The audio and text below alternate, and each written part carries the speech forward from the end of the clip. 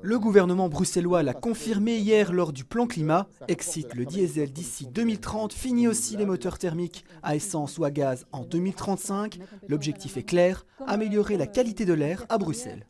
Pour beaucoup de personnes qui utilisent la voiture, ça va être un grand changement. Le mieux, c'est les vélos, le bus, les trams. Les transports en commun? Oui, voilà. Est-ce que vous imaginez Bruxelles sans voiture? Non. Essence et carburant, qu'est-ce qu'on utiliserait alors pour circuler? J'espère que quelqu'un trouvera la solution un jour. Parmi les grands chapitres de ce plan climat, le secteur du bâtiment et un objectif ambitieux, la neutralité énergétique pour les bureaux et commerces d'ici 2050. Les nouvelles constructions devront également être passives, voire même à énergie positive.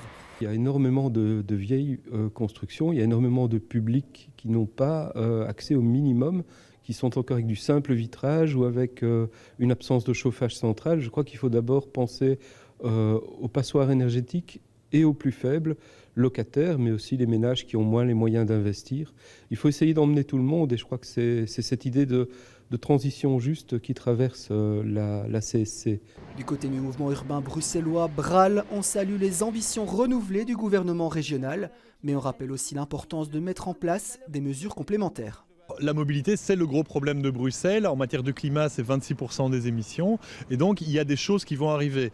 Est confirmée la sortie du diesel, mais aussi la sortie des moteurs thermiques, des moteurs à essence ou à gaz pour 2030. Donc tout ça sont plutôt des très bonnes choses. Maintenant, il y a les mesures complémentaires pour atteindre plus rapidement les objectifs ou arriver à les atteindre mieux. Et c'est là qu'on attend des précisions du gouvernement. Les interrogations récurrentes de la société civile concernent principalement les financements de ces différentes mesures, où la communication du gouvernement bruxellois se veut pour l'instant prudente.